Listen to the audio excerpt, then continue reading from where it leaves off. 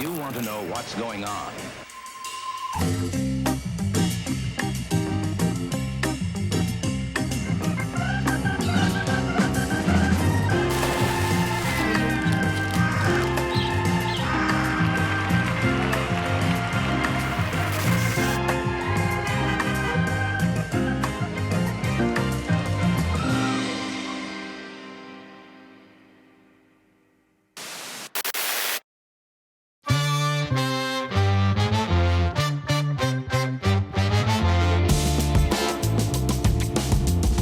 My name's Jeff Palmer. I'm an artist and media maker.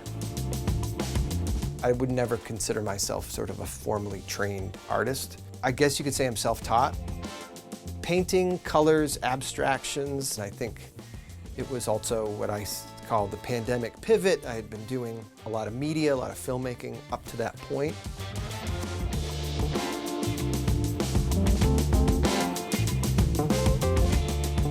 And then our lives were put on pause.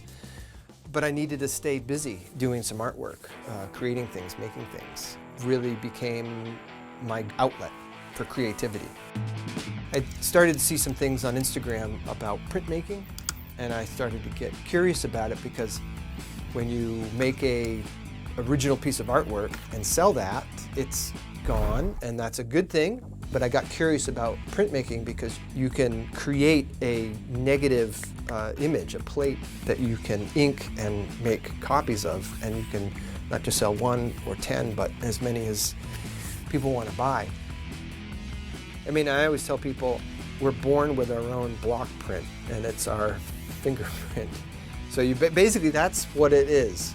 And there's ink that lands on a surface, and you press it. That's what makes those lines. If we didn't have a fingerprint, it would just be all black, right?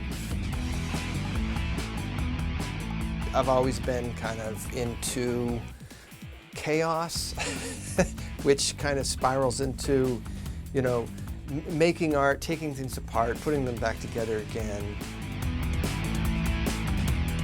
And I think maybe in my head, there's, you know, a lot of ideas that need to get out. It's messy. I guess maybe that's more of it. It's like creativity to me spills all over the place.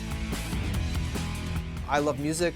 I love movies, you know, acting, artists, Frida Kahlo, Pablo Picasso, Andy Warhol, Jean-Michel Basquiat, Debbie Harry, Keith Haring, Alice Cooper.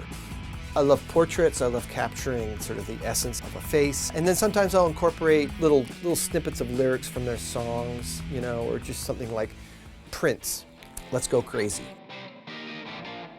I think my graphic design experience over the years really started to play into how I thought of Rhode Island. And I was just started to think of it in terms of catchy phrases. I have 3 cats, so cats are a really big part of the content that I create. What I do is I try to, you know, I find those folks that have really touched me and influenced me, the people, the musicians, the politicians, the big thinkers of a moment in time, right? A point in history that are influencing us, that are affecting us.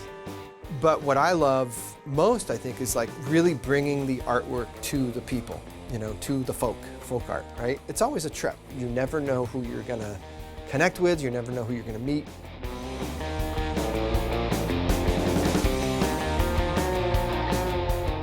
All right, well, why don't you show me what you do? All right, let's do some carving. So what have you got going on over here? So this is a blank block, all right? This is 4x6.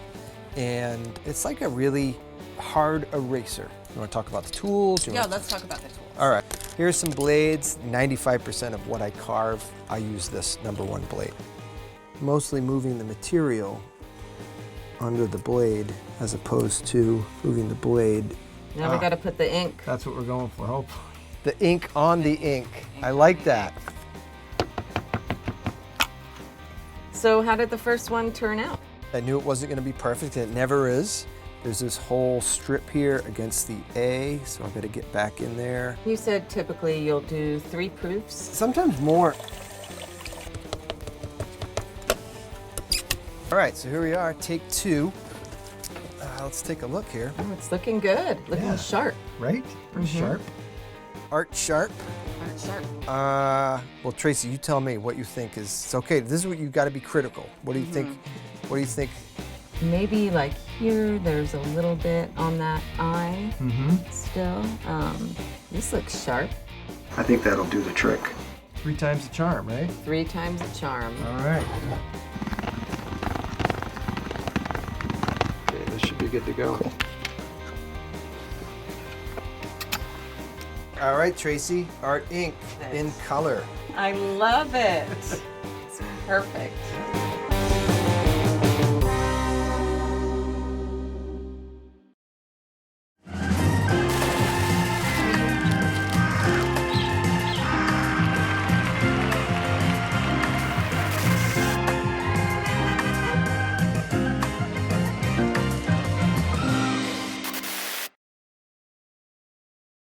Watch more Art Inc. with new episodes uploaded every Wednesday on ripbs.org/artinc.